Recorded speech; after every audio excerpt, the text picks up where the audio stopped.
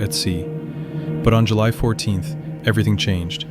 A powerful storm hit, snapping the anchor that kept his small fishing hut in place and dragging him deep into the open ocean. Yo, this is my biggest fear, bro. I do not mess with water at all. Like, I can't even. His vessel had no motor, no oars, just a small wooden raft, drifting farther and farther from home. A supply boat was supposed to bring him food and water every few days. But after the storm, no one knew where he was. With only a small amount of food on board, Aldi started rationing what he had. But it didn't last long. Once it was gone, he went back to fishing, surviving on whatever he could catch with his bare hands. He went back to fishing after being stuck out there for days. Hell no. Fresh water was even harder to come by. Eventually, he resorted to drinking seawater, filtering it through his clothes to make it slightly less salty. When the fuel for his tiny lamp ran out, he began tearing pieces off his own shelter just to keep a fire going. Over the next 49 days, more than 10 large ships passed by, but none of them saw him. Stranded, starving, and desperate, Aldi started to lose hope. He later admitted that there were moments when he thought about ending it all. But somehow he held on. He said prayer gave him strength, and it's what kept him alive through it all. Then, on August 31st, something unbelievable happened. A cargo ship on its way to Japan spotted him. Aldi was rescued, alive, drifting in the waters near Guam, more than 1,200 miles from his home in Indonesia. When 73-year-old Robert McDonald went missing from his home in Maine in May 2013, a search was launched right away. Robert, who had Alzheimer's disease, had wandered into a nearby forest and couldn't find his way back. What's truly astonishing is how far he managed to go. So far, in fact, that even search dogs and a helicopter with thermal imaging couldn't track him down. 2 days later, while a local news crew was doing a live report about the case and urging the public to help, something unbelievable happened. Just moments before the broadcast began, a man slowly walked up behind the crew, hands in his pockets, his steps unsteady. That man was Robert. Bro, just imagine bro, I get chills thinking about this. Just imagine you doing the news coverage of somebody that's missing, and he just slowly walking up behind you, and you connecting the dots. Like, bro, is that him? Bro, bro. Like, look at, he just chilling, bro. But he has Alzheimer's, so it's not, you know. We won't. Damn, bro, you got Alzheimer's. How are you? Bro, he has Alzheimer's, and he just probably thinks just life is just normal the way it is, but the whole time he ran away or wandered away.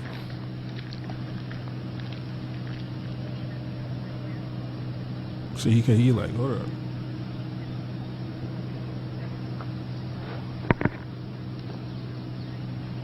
Anybody give a phone call? I'm calling the warden service. They're at the department. This is Bob. This is you. I can identify him as Bob McDonough. I think so. It's Bob McDonough. Yeah. He looks a lot like a guy. Watch yourself. Watch yourself. Yeah. That's Bob McDonough. How are you? Question is, where was he coming from? Like, all right. Good. How you feeling? Perfect. I'm Jerry, man. Been looking for you for a while. He walked right up to the journalist and confirmed who he was. In the footage, he tells the police that he isn't hurt and feels okay. It's believed he got lost in the woods and somehow managed to find his way out 2 days later. But to this day, Robert has no memory of why he left, where he went, what he ate or drank, or even where he slept. Is everything, Aaron and Shannon, and good news and a happy ending right now. The gentleman behind us you're looking at, that is Robert McDonough. We were doing our last live shot at the bottom of the hour, and we saw a gentleman just kind of walk up. 6 hours after 2-year-old Cammie Wicks went missing from a hotel near a dense forest, her mother finally raised the alarm. Temperatures were pushing 40 degrees Celsius, and police began scouring the thick brush of the Brazilian savanna. They followed what looked like the child's footprints, but the dense vegetation made it nearly impossible to see anything in the video footage. The search went on for over 8 hours.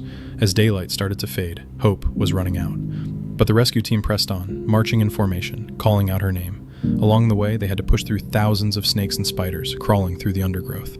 Then, finally, they heard it, a clear, desperate cry. Leaning against a tree was little Cammie. She was dehydrated, exhausted, and starving, but somehow still alive, and miraculously unharmed. Where is she? Where is she? I used to like have a fantasization, or however you say it, about like the woods. Like I used to be like, bro, like I want to like really like go through it, but I be watching these cases, bro, and the woods be the worst. They be the worst area to go. Like The child has been located. Later, police revealed Bro, that the girl had anything can actually happen. gone missing the night before. anything happen. You But could her find disappear- it. Somebody could kill you in the woods. You get lost. You get fallen. You get fall and die. Like you Appearance run wasn't into a reported until the bear, next morning. Anything. To this day, no one knows exactly what happened in And, those like, missing nobody hours, would know, or like- how she managed to survive the night alone in the wild. At around 8 p.m. on September 30th, 2021, 3 children ages 6, 6, and 7 were reported missing in the Flamingo Lake neighborhood in Montgomery, Texas. According to the parents, the kids had I'm gone too missing old after for they that. went into the Sam Houston forest and wandered off the main trail to go play in a Too creek. old for that, bro. After the disappearance was announced to the public, the authorities launched a massive search that included helicopters, dogs, drones, off-road vehicles, and hundreds of police officers from multiple law enforcement agencies. The next morning, an anonymous Good Samaritan who was very familiar with the layout of the woods decided to take matters into his own hands and went into the national forest by himself to find the kids. At around 9 a.m. on September 31st, the man found the kids and called 911 to bring the body cam. Come on, can y'all come to me? Come to me. Yeah, come to me. There's an opening right here. Come on, kids, come to me. They wouldn't let me in over here last night, so I just took off around the back. I've been looking all night long. Yes, sir. I have all Jesus 3 is good, children. ain't he? Ain't Jesus good? He is good. Kids, I'm the police. Are y'all ready to get out of the woods? Come on, then. buddy. See, like Get outta kids here. getting lost in the You woods. got bro. cheeseburgers in your car? We gonna get something to eat. Okay? You wanna hold my hand? We'll get out of here. Cold. Even though the kids were found just a little over a mile away from where they entered the woods, they had still been lost for over 24 hours, and pretty understandably, they were hungry. As it was later revealed, the kids had spent the night in the forest, sheltering themselves under a fallen tree until the volunteer came to rescue them, which is why they had leaves and branches in their hair in the footage. Here, let's pick this. Grab hold of that. There you go. You're really strong. Am I really strong? I don't think Lose your shoe? Jeez, man. I got you. But you gotta keep a real good eye on your kids. Even though they had spent the night with minimum shelter and hadn't had anything to eat for 24 hours, the children still seemed to be in pretty good spirits as Sergeant Smith escorted them out of the woods. And toward the end of the video, he can be seen guiding them to the clearing where a bunch of cop cars sit waiting for them.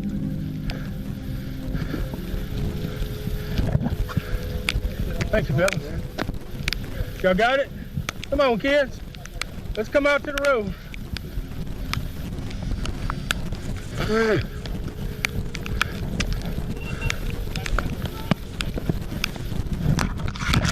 Whoa, good. What? There you go, buddy. Look at you. You made it. It's honestly pretty terrifying to think that if they hadn't been found then and there, the kids would have probably ended up succumbing to the elements. But thankfully, they were able to get back home to their parents. This unbelievable rescue was captured on video during the final hours of a massive search effort in the village of Broncaster, England. 75-year-old Peter Pauk had somehow gotten separated from his group during a beach walk around 5 p.m. and disappeared. As night fell, he ended up lost in a dense, swampy area.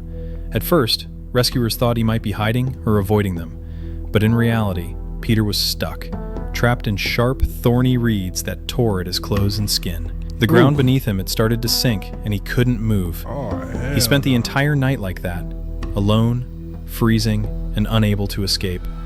It looked like he was clinging to the reeds just to keep himself from sinking even deeper. And the ground is sinking, bro? No, bro. At that point, just take me. Like, I'll fight the tribe, but like, just take me at that. He wasn't found until nearly 22 hours later, 22 just in time. hours. Rescuers say if it hadn't been for the drone filming the area, they might have walked right past him.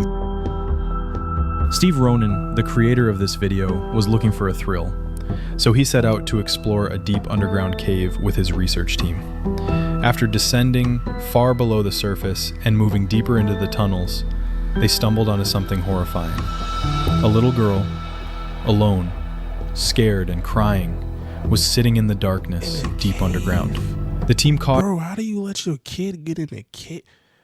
Oh, bro, I don't like caves. I don't like woods. Like caves, like this. No, it makes cautiously my skin approached crawl, her, dude. trying to ask how she got there, but she didn't speak English. Because you get super duper lost. No? In the Oh, cave. okay. Come with us. Hey, Josh. They urged her to follow them, but she was terrified and hesitant to move. It seemed like she had gone missing and somehow ended up taking shelter in the cave to escape the cold. That was the only explanation the team could come up with. What happened to her afterward, and whether her parents were ever found, remains a mystery. Either the information was never released. On May 8, 2021, a woman named Molly Perales was driving along Packer Drive Northeast, which runs beside the Rogue River in Belmont, Michigan. She was accompanied by her 2 roommates, and the group was heading home after a night out, still in high spirits. That mood, however, was shattered when they came across something deeply disturbing. At around 2:30 a.m., near the area of Rogue Hollow Court, one of the passengers spotted a strange figure standing by the roadside. The sight was unsettling enough to frighten them, but it also piqued their curiosity.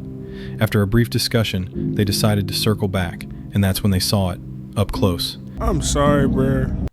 I ain't stopping for nobody on the road.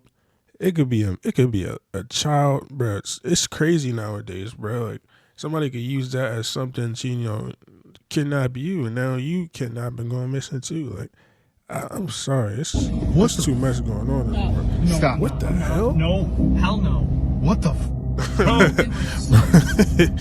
There, in the dim light, was what appeared to be a Bro, young woman, literally. completely soaked as though she had just emerged from the river. She seemed to be crying, striking her head against the pavement, and motioning for help. Molly recorded the encounter and later posted it on TikTok, where it quickly went viral, sparking wild speculation about ghosts, spirits, and other supernatural explanations. But as the theories multiplied, Molly released follow-up videos explaining what had actually happened. According to her, they drove past the distressed woman several more times after filming, trying to make sure she was all right. None of them were brave enough to approach her directly, but they did contact the police and waited nearby until officers arrived. The woman was transported to a hospital for treatment of cold exposure. It was later discovered that she had somehow entered the Rogue River from its eastern bank and swum across to reach the road. Yep, she had to have come up out of the water. Yep, there's a dig spot there. So she came up from down there. That's had to have been why she was so wet.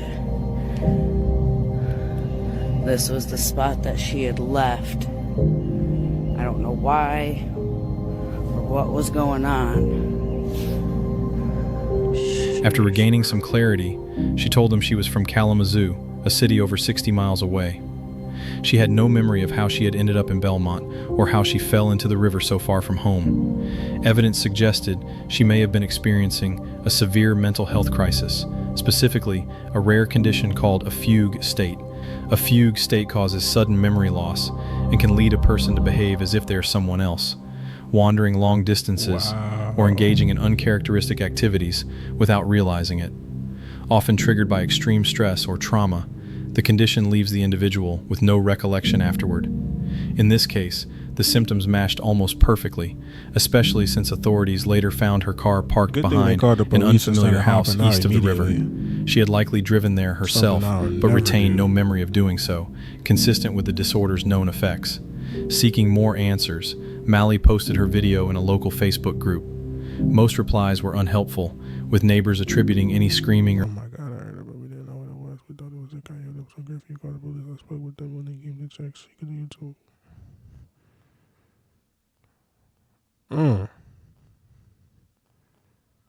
Wow, they said they thought it was a coyote. Goodness gracious. noise to wildlife such as coyotes. However, a few responses added intriguing details. One person recalled seeing her earlier that evening between Van Dam and Packer Woods around 10:15 p.m. and asking if she needed help, only for her to reply no. Another resident said they'd heard about a woman entering a neighbor's house, calling out hello 3 times, and then leaving with about a woman entering a neighbor's, only for her to reply no. walking into his home? Walking into his home? I'm so... What? No. Another resident said they'd heard about a woman entering a neighbor's house, calling out hello 3 times, and then leaving without explanation. These accounts supported the fugue state theory, but didn't answer the biggest question. Who was she? Mallory reached out to the police and hospital for her identity, but both refused to disclose it. Still, there was enough information to make an educated guess. Based on available details, the woman was most likely Mei Zhou, a 28-year-old from Kalamazoo who had been reported missing on May 6, 2021. Before vanishing, she had told friends she believed she was being stalked by someone she met online. Whether the stalker was real or a product of paranoia remains unknown, but the ongoing fear and stress may have triggered the fugue state that led to her disappearance. Hopefully, she later received the care she needed and has since regained stability in her mental health. 82-year-old Ho Van Tang and his 42-year-old son, Ho Van Lan, were discovered, completely by accident, by residents of a nearby village in Vietnam. Shocked by what they saw, the villagers alerted local authorities, who quickly organized a search team to investigate. After 5 hours of trekking through a dense jungle, the team stumbled upon a small, handmade hut. Inside were Tang and Lan, wearing nothing but simple loincloths made from natural materials. They had been living in complete isolation for decades. Despite everything, both men were still able to speak a local Vietnamese dialect. Authorities soon learned the full story. Back in 1973, during the Vietnam War, Tang's home was destroyed in an airstrike. His entire family was killed, except for his 2-year-old son. Grief-stricken and afraid, Tang took the boy and disappeared into the jungle, believing it was the only way to survive. And they did. For over 40 years, they lived off the land, surviving on fruit, leaves, and whatever nature provided. After receiving medical care, officials began the process of helping them return to modern life. But after so long in the wild, that transition wouldn't be easy. In the Andes Mountains, a tourist who had been missing for 4 months was finally found alive. 58-year-old Raul Gomez from Uruguay vanished during a snowstorm after his motorcycle broke down while crossing a remote mountain pass. For months, there was no trace of him, until a team of Argentine geologists, flying over the area for a research expedition, spotted something unusual from their helicopter. They were measuring snow levels in a rugged region over 9,000 feet above sea level when they noticed an old wooden hut. Inside was Gomez, alive but severely weakened. He had taken shelter in the abandoned cabin, believed to have been built long ago by mountain workers or explorers. In order to survive, he ate whatever scraps he could find inside. And when that ran out, he caught and ate rats. When he heard the sound of the approaching helicopter, Gomez, desperate, ate rats. Whatever scraps he could find inside. And when that ran out, he caught and ate rats. When he heard the sound of the... bro, no shame to him. Bro, it's no way. I don't care how hungry I ever get. I'm not resorting to rats. That's dead, bro. I'm a starve. Cause imagine you eat a rat and it has something. And now you're triple fucked, bro. Like you was starving. You only had to eat a rat. You only had a rat. You ate the rat, and now you got whatever it has. Like, bro, no. Approaching helicopter. He just made it worse on himself. Gomez, no shame to him though. He ain't barely holding on. He had no choice. Managed to open the door and wave for help. The geologist quickly alerted authorities, and Gomez was airlifted to a hospital. After 4 brutal months alone in the mountains, he had survived. 4 months. Hannah Anderson, a 16-year-old girl, was kidnapped by James DiMaggio, a 40-year-old family friend. He abducted the girl and hid with her in a wooded area somewhere in California. The girl was reported missing. After 5 days of searching, a lead came from horseback riders. The riders were passing along the forest and spotted the 2 of them. Suspecting something was wrong, they called the police to report a strange pair hiding in the woods. The riders then led the police back to the campsite where Hannah had last been seen. An FBI helicopter was dispatched, and from that moment on, every step of Hannah and her captor was tracked. At one point, Hannah spotted the helicopter and signaled for help. She continued waving her hand, pleading for assistance, while the kidnapper, unaware, turned his back and approached the fire. Hannah bravely and discreetly signaled to the FBI. Knowing their target's location, the FBI quickly sent a ground team. Hannah was now safe. In 2018, a teenage soccer team from Thailand, 12 players and their coach, went missing inside a complex cave system. Man, The search operation. if I ever get missing in a cave, I might just take myself out, bro. I'm so serious. Water, oceans, and caves, bro, those are my top 2 no-nos. Operation quickly grew massive, two involving no-nos. around 1,000 people, Right. police, Navy SEALs, and volunteer divers from the US, Britain, and China. After 9 tense days, the children and their coach were finally found alive. The cave is notorious for being easy to get lost in, which is why visitors are warned not to venture more than about 2,600 feet deep. When the team entered, the cave was dry, but then a sudden heavy rainstorm hit, trapping them inside. Hell, At first, bro, you're in a cave and a rainstorm hits and it's flooding and kids could still move around on dry ground. But as floodwaters rose, the narrow passages filled with mud and debris, making it nearly impossible to see or move. They were eventually found about 2.5 miles from the cave entrance. British divers were the ones who discovered the missing teenagers, ending the 9-day ordeal. 18. Hey, man. All I gotta say is take care of yourself, man. This crazy world we live in. Crazy, crazy world, crazy.